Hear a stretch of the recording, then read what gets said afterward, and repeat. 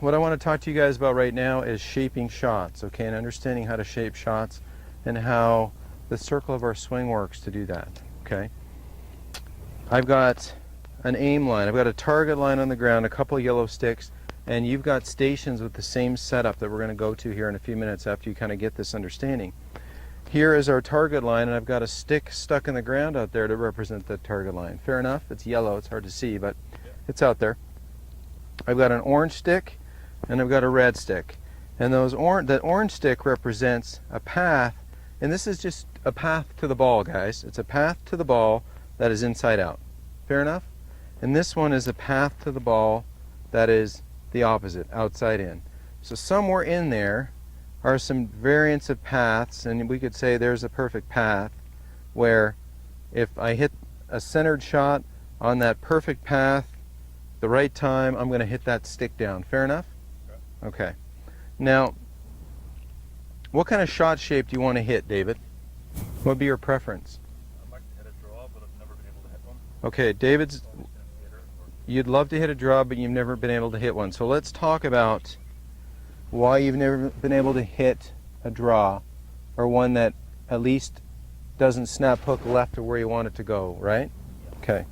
And this is an optics thing, and this is also an understanding the circle here. So when we played golf yesterday, you hit a couple lovely shots, and of course you hit the one good drive on the par 5, and that was probably due to the fact that it was a bit of a toe shot, okay, because the way you set up has a tendency with your shoulders to aim left, which would take my hula hoop and put it more on that red line over there to my left, wouldn't it? Okay, so if I'm going to hit a draw and my shoulders are aiming left, it's pretty hard to hit a draw unless I hit a pull draw like that. Fair enough? Pull draw. What we have to do to understand shot shapes, guys, and we're going to do this right now, and you're going to hit a variety of draws and pushes and perfect push draws and pulls and fades and pull fades here in a little bit to understand shot shape. Take a golf ball, everybody grab a ball, here you go, and hold up the lovely range stripers, and take a look at those 3 stripes. Okay, now if you hold, there's a striper right there by the chair. Okay, you hold that striper straight up with the stripes vertically. Now if my hula hoop and my swing path is coming down and around, and my centered club hits that middle black line, and my club is aiming at my target, and I hit the middle of the golf ball below the equator, depending on what loft I have, I'm going to hit a straight shot. Okay? If my club's coming on from inside out and it hits that inside line on a direction inside out, kind of like this orange line, granted that's a little exaggerated, I'm going to hit a shot that goes out to the right if my face is square to my path. Everybody agree? Everybody understand that? Okay. If my path is going inside out toward that inside line, orange stick, but my face is more open, aiming more right than that inside out path, I'm going to hit it high and right. And let me demonstrate this. So I'm going to swing, I'm going to try to do my best to make my hula hoop do this. Abide by that aim line on the ground, the combination of those 2 yellow aim sticks, okay? But let's watch and see what the variety of ball flight can be if I have a reasonably good swing shape to my path. So here's high and right.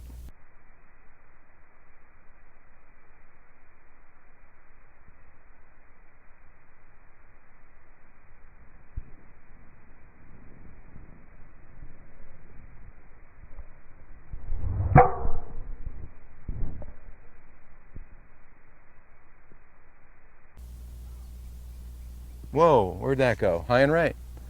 Awfully high, awfully right.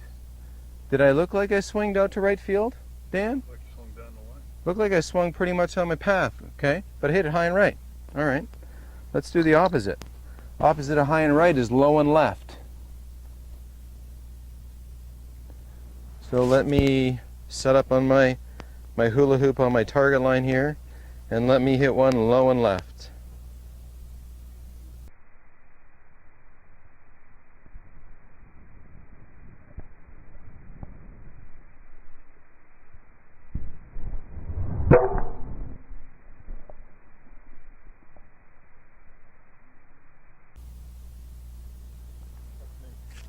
Okay, low and left. Okay. Let's discuss the two collisions that occurred there based on a reasonable swing shape, okay? Let's discuss this. So, take your vertical golf ball with the 3 stripes and tip it over horizontal. A driver, a putter, you just spent time with Coach Megan over there, hitting the golf ball darn near the equator. Very flat face on a putter, couple degrees, 4 degrees, 0 degrees, whatever, okay? Very, very flat face. That flat face is going to hit where? Pretty much on the equator, every time. Yeah. Not too much higher, not too much lower. Here's a quarter. That little thickness of a quarter right there hits right on the equator, away the ball goes, all right? A driver's got 9.5 degrees aloft. That's hitting not on that middle stripe, that horizontal middle stripe. That's hitting 1 stripe down, give or take. That is enough loft to produce up. All right? The high, stinky right shot, that's a quarter or a club face that's hitting low left on the golf ball. That produces, when you hit low on the golf ball with a flat surface, you produce a lot of up. Fair enough, Bob? When you hit high up on a sphere like a golf ball, you produce down, low and left, give or take. It's pretty tough to, wherever this flat surface of a quarter or a club face hits on the ball is where the starting direction, by and large, is where the ball is going to go. In David's case, we're getting a golf swing that's getting pretty darn functional. We have to organize a path, well, for all you guys, to where we can have a path that strikes the ball, sends it in a pleasing starting direction, and then get it to curve back sort of toward our target line. That's the perfect shot. The golfers that play fades or draws, the good faders and drawers, the guys that hit the draws well, hit the ball out to the right. If they mishit it, the ball stays out to the right but doesn't curve farther right. If they hit it well, the ball starts to curve and comes back to the target line. That's the perfect one. If they've overdrawn it, the ball crosses across, starts out to the right, crosses our target line here, a combination of yellow sticks, and goes over to the left somewhere over there. Fair enough? Okay. So what we're going to do, in the fader's opposite to that. The good fader is always hitting it out to the left over there and fading it back to the target line, ideally never fading it across the target line, and God forbid getting the double cross and hitting it left of where he's aiming, okay? But for the purposes of kind of setting up a little swing grid here, which I've done in your stations over there, what we're going to do is we're going to step in fairly squarely. And I'm going to come make sure you're all square. You know, Dan does a very good job of squaring up things. This is going to be a big deal for you, Bob, okay, and a big deal for David, all right? So we're going to step in here, and we're going to try to get as square as we can get. Then we're going to hit a variety of shot shapes. You see that vertical stick out there, okay? Let's go ahead and hit a shot out to the right of that. Now, I could swing back in here, and I could swing out, but I don't really care where my backswing goes as much as I care about where my downswing goes. So I'm going to hit a little shot out to the right of that, a little baby draw, ideally. Let's see.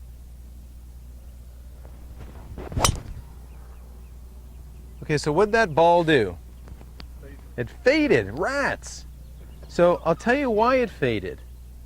It faded, you're giggling, because I hit it on the heel. I didn't intend to hit it on the heel, and I'll discuss the fact that a club driver face is almost flat. It's got a bulge and it's got a roll. And when you hit something on the heel, even though my path was inside out, it produces a cut spin. Let's try that again. So my starting direction wasn't too bad. Did it start right of the post? Yeah. It did. Now let's see if I can get a more centered hit and watch what the ball characteristics will do.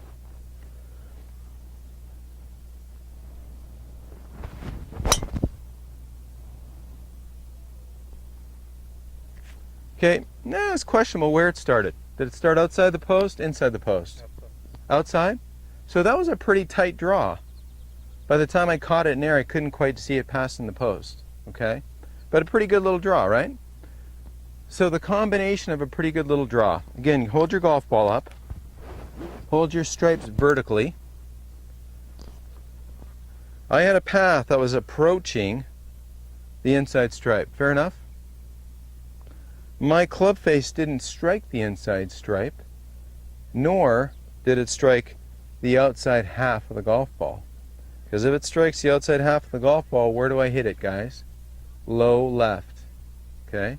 I hit just to the outside of my path, but inside my target line. And I know we're talking about dimples here, guys. Dimples. But that's what we're talking about. This thing's not very big in the first place. But when we're swinging a driver, to have a perfect little draw or a playable shot that has the tendency to draw is ideally what we're going to do. Is a shot that has a tendency to draw, that starts to the right, that doesn't go further right. Occasionally a heel hit will do that. It will make the ball have a bit of spin and go to the right. But our path is a little inside out. Orange stick. Our face is a little bit closed to the path fractionally, but it's not closed to the path beyond the target line. Because if it is, here's what you get. You won't get a shot that starts to the right of that aim stick out there. You'll get a shot that might be okay, might go in the left rough, might be playable.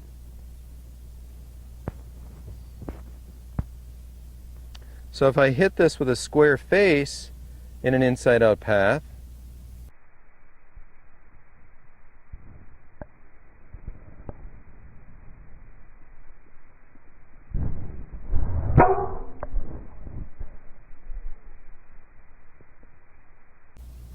where's it going, guys?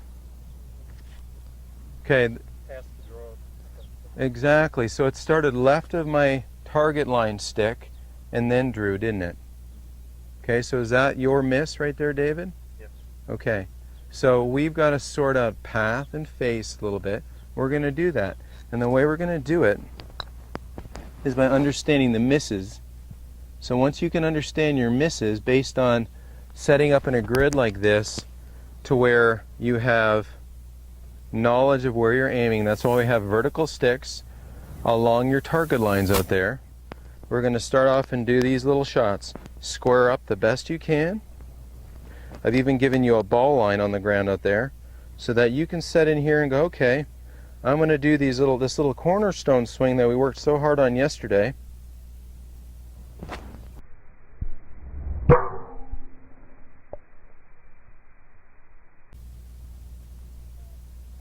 And I'm going to see if I can hit it out to right field there a little bit and see if I can curl it back to the left a hair. Didn't really curve, did it? Pretty straight, maybe tried to curve. We'll do it again. And we'll do a series of these.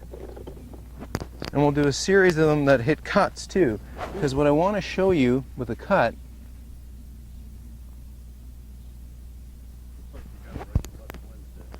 a right to left wind today. Yeah, I do have a good little wind to hit draws here. No doubt about it. It's helped me out.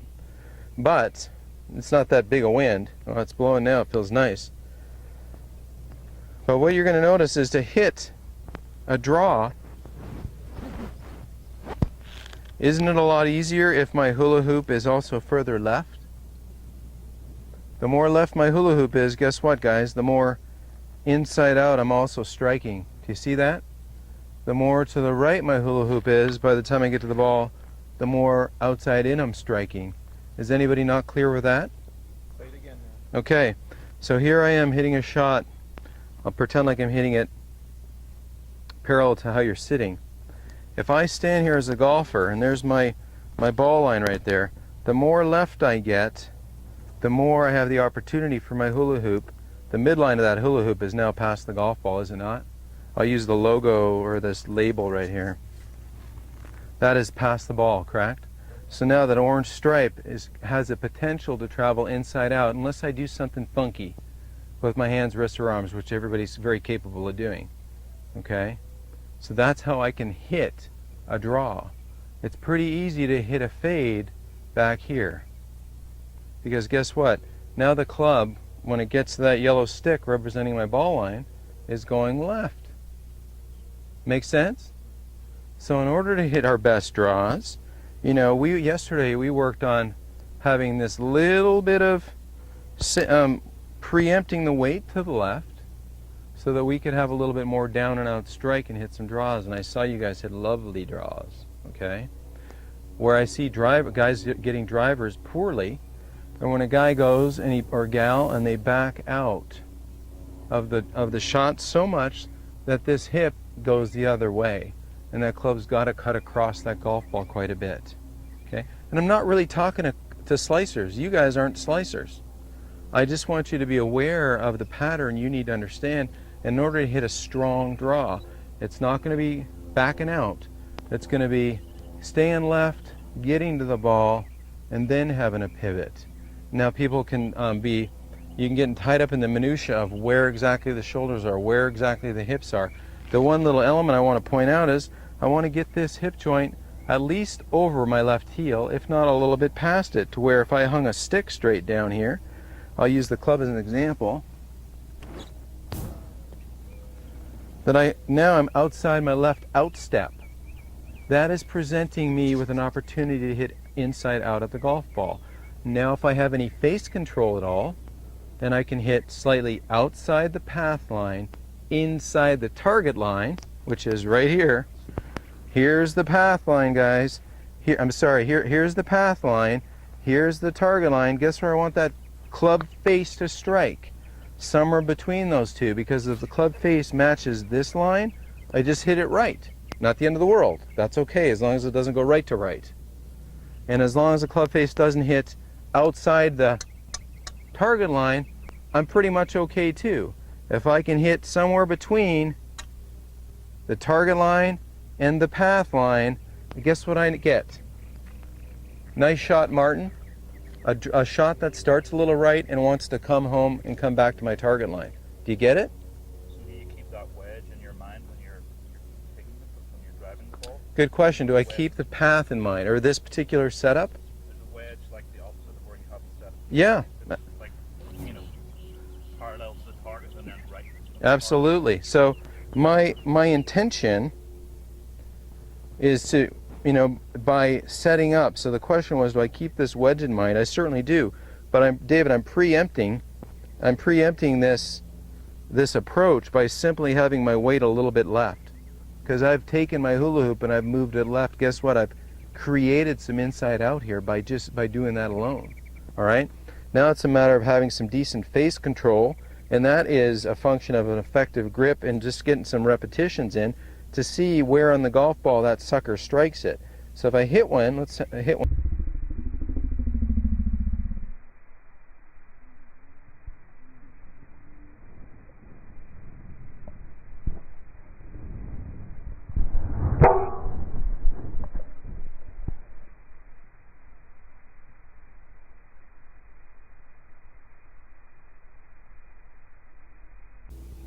Okay, and that's a perfect keeper right there.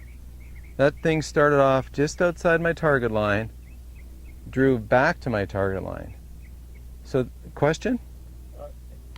Yeah, the orange, This not inside out path? the path. Yes. Path line. That refers to the downswing. Yes. Thing, not the No. back of the take back. You don't want to go in. No, and that's a great Just want to make sure. That's a great question, because so many club golfers try to take the backswing inside so that they can. Over the top. Yes. Yeah. Jim McLean does a great little figure eight exercise drill that explains it quite nicely. Jim Furyk's an old buddy of mine, and Jim, you know, he does this move where, I mean, it's a big loop. My preference isn't to have a big loop in your swing, but if you've always been this guy, you know, I might coach you to have a little bit of loop so you can drop it and have a path more inside to the ball. These sticks in the ground are for approach reference only, Okay. not back. back reference, okay? So guys, questions before we get into our grids and hit balls. Your downswing isn't on that angle? Is it? I mean, that's exaggerated, right? Exaggerated. Yeah, we're talking, you know, Go in between the two. yes, this is exaggerated. I just make it vivid so you can see it, camera can see it. Okay, so that's the draw. You want to go. Fade, good. Let's hit fades. Yes. You guys didn't come here to learn how to hit fades, but why not hit fades? So Sometimes the tree's in the way. you're right. So if I'm set up square to hit a fade, Like Jack Nicklaus was, yeah, exactly. there you go. So the correct, if I hit this, if in my preferred setup, where I'm going to hit this fade is going to go over here.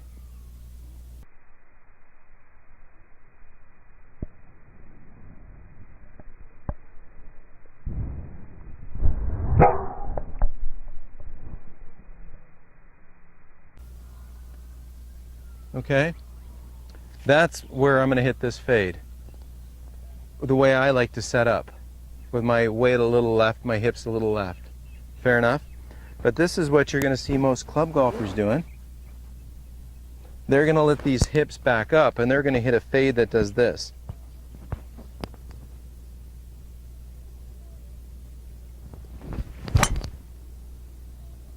Now you didn't see, you got below the horizon there, you didn't see much of a fade. But you see what I had to do to make it, just so I could swing on that red line? Over on the left side. You stayed on your right. I got way on my right side. I backed up out of it. And you play with guys like this all the time that do. Bob puts his hand up. You play with guys, 3 holes. you know. He's telling me get to the 19th hole. and have a Sure, beer. absolutely. Beer's lovely. But yeah, we want to let our hip get to the beer. But not back away from the beer, Bob. Any other questions and we'll get in the grid? No? You know what, be a guinea pig. Come on up here for a sec. Does this all apply to irons? Absolutely. Come on up here.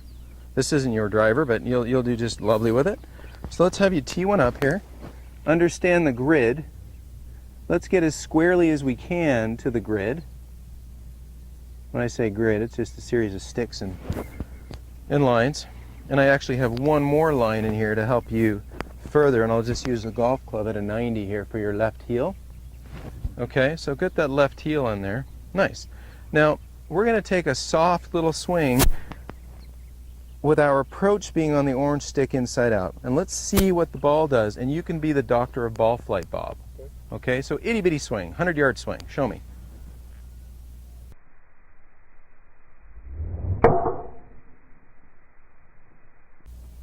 Okay, so swing doctor. What part of the ball did he hit? First off, where did it go? He hit the inside Sure. low, Did it go high? and it went high. It sure did. Did it curve much? A little bit. Not much though. Did it curve left or right? A little bit to the right. Okay, so he hit kind of the elephant butt. High stinky shot. Went out to the right. He did. He hit the inside lower part of the ball. However, chances are that path was inside out. Okay, so now we got the path part figured out to hit a draw. All right, Dan, you're going to be the swing doctor here. So let's get the left heel on that ball line. We don't want the heel. There you go.